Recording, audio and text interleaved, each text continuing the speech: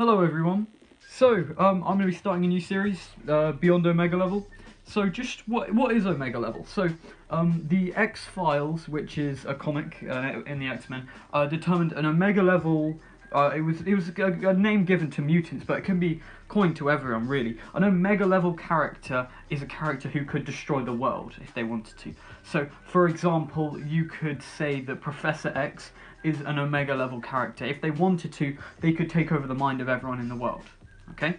However, someone like, I don't know, let's say, oh, I need to think, Wolverine, it couldn't really destroy the world if he wanted to. Okay? So, that's what it means. And you were thinking of normal Venom. Normal Venom's nowhere near Omega level, nowhere near beyond Omega level. And this is slightly different. So, the normal Venom that we know, their origins, they were originally released in Spider-Man number 390 something, and it was thought to be, the original origin was that they were like a black suit that Spider-Man got from Secret Wars in 1984.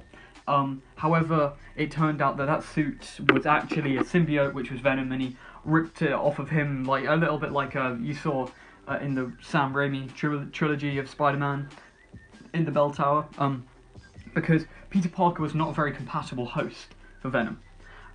So that actually got changed quite recently, and it's revealed that instead a new origin is that Venom is actually created by the symbiote god Null, who is actually featured on my Marvel's Most Powerful Characters list.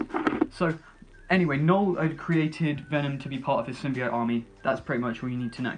So, the Venom I'm going to be talking about is called Meat Gardener Venom, or Tesseract Venom, which I think is a cooler name. But they were revealed in Venom: The End, which was released January 2020, I think. And anyway, it's set 1.8 trillion years after the Venom symbiote bonded with Eddie Brock.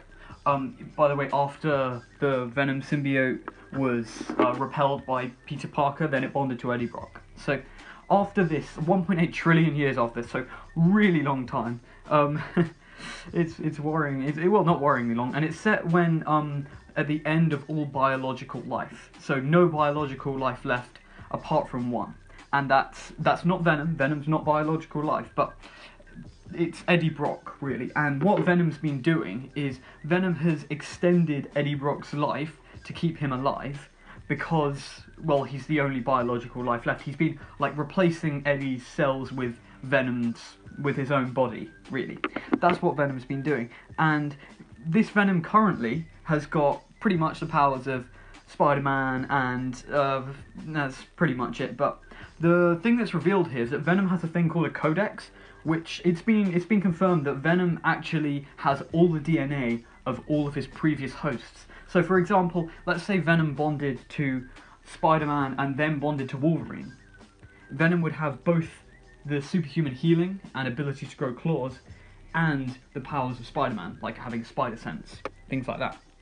So, Venom, this is where we are. And what's happened, it says, why is all biological life become extinct? It's been like the classic arms race, you know, things trying to get bigger and bigger, guns, better, well, not guns, you know what I mean, better technology. And it's like the Kree and the Shi'ar, they're all trying to get better, but then they accidentally created something called the artificial superintelligence, which they look pretty awesome, to be honest. They're like this, just basically super powerful AI that wiped out almost all biological life, and they are like ransacking the universe, really. They're just going through, I think that something like 60% or something of the universe that they already have managed to take over.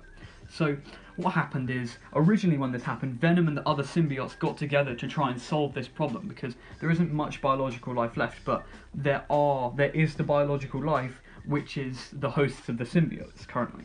And they all get together to try and solve this problem, but due to them being, well, they had arguments and things like that, and eventually a war broke out between the symbiotes, and Venom was the only survivor.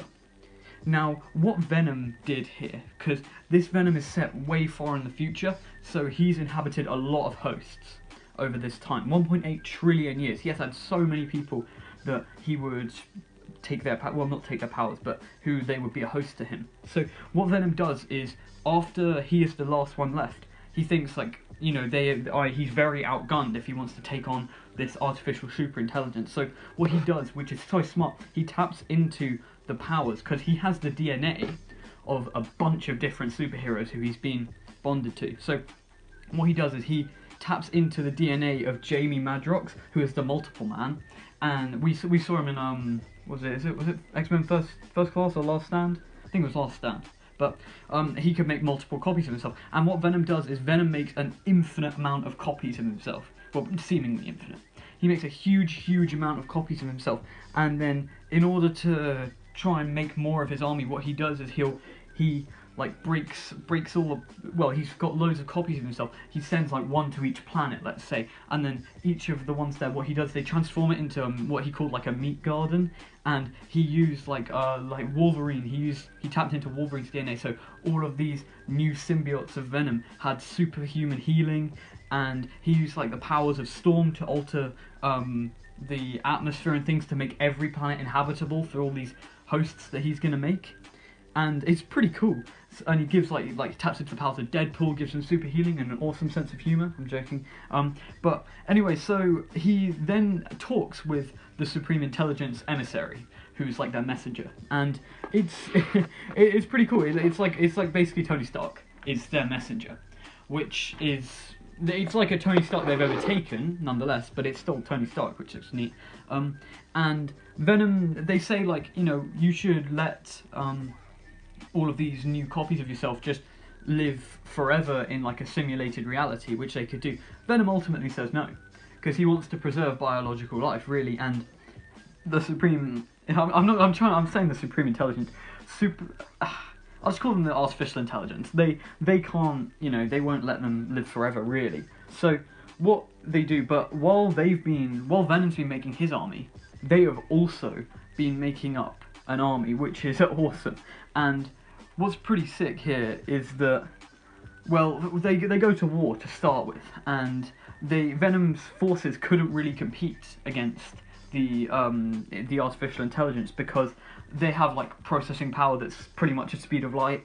You know how computers work, they're super fast. So then what he does is Venom taps into the power of Quicksilver, and so all of his army can go super fast. However, that doesn't work very well, because they're all Venom and moving very close to the speed of light, like basically can like rapidly ages them due to, I mean, it doesn't work that way in real life. They would actually stay pretty much the same age, but we'll forgive him for that.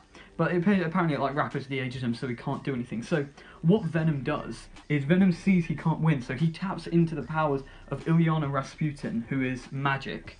Well, their superhero name is Magic, and he travels. This is what makes Venom so cool. He travels back in time, and Venom makes every single biological life, every single piece, every bacteria, every human, every animal. He makes all of them his host, because he has powers of time. He basically goes back, gets every single piece of biological, like he has the powers of every single living thing ever.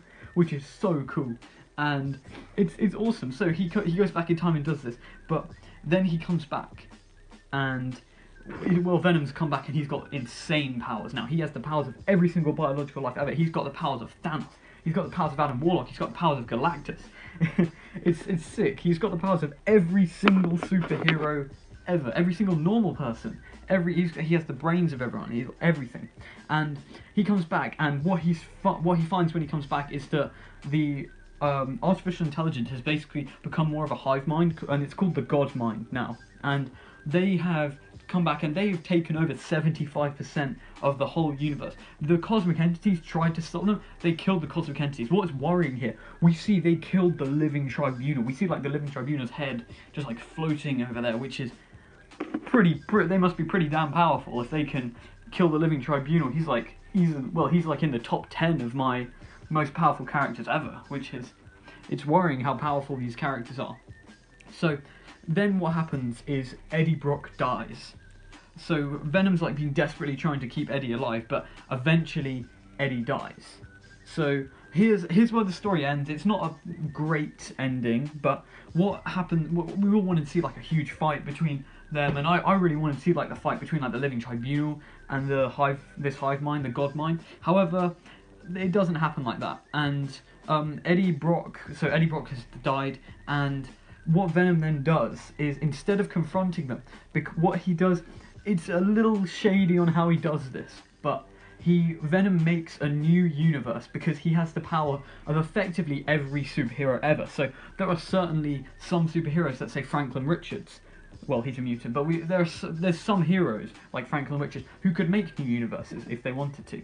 And so what Venom does, he makes a new universe, and then he transfers all of the people who he's absorbed, so every biological life whose DNA is in the Venom Codex, and he then puts them all in the universe, and all in the exact places they were before it happened. It's a bit of an original graphic novel, but because he has the powers of time travel, he's got literally everything. Sorry, my cat's just scratching at the sofa. So, and then he, allows the God Mind to stay in that universe because there's no biological life left in it now. They've basically killed the whole universe. And then what they do is he actually makes an agreement with them, and this new universe that he makes with all these new people in it, the God Mind, he convinces them to see it as sort of like a nature reserve, really, where they'll to preserve biological life, because what's the point of having power if there's no one to flaunt it between? But there's no point. If you had ultimate power, would you take over the whole universe and then just reduce it to nothing? No, you're not Thanos, you wouldn't do that. So they kind of leave it to do whatever they want, really. And so it's like the whole thing happened and then it didn't happen, and yeah, that's what the kind of whole gist of the story is. So yeah, that's the story of Meet God and Venom, or Tesseract Venom. I'm going to call him Tesseract Venom, which is super cool. Although when I say Tesseract, what comes to your mind, really? The Tesseract from Marvel, basically the version of the Cosmic Cube. But anyways, that is Tesseract Venom. Why is he such an Omega level mutant? This guy is insane. Venom is insanely powerful in this. Imagine any superhero. He has their power. Imagine any superhero you want. If I'm looking at, like, if I get on my list of like Marvel's most powerful superheroes, if you take someone insanely powerful like Adam Warlock, he's got their power. If you take Hyperstorm, the son of what's it? I can't remember. It's Franklin Richards and like another insanely powerful Hope Summers and Franklin Richards, their son. He has their power. He has insane level powers. This guy's insane, Venom. So yeah, that's Venom. That he is easily beyond Omega level mutant. He's arguably one of, well, I'm putting him in my list actually. I needed to change it, but he is going in my top 10 most powerful characters ever list. If you guys can think of any characters that you think should go on that list, then send me a message in the comment section down below. So yeah, that's our first episode of Beyond Omega Level. I hope you like that, and please subscribe if you want to see more videos. Leave a comment of other characters who you'd like me to do, who you think are Beyond Omega Level. See you guys in the next video.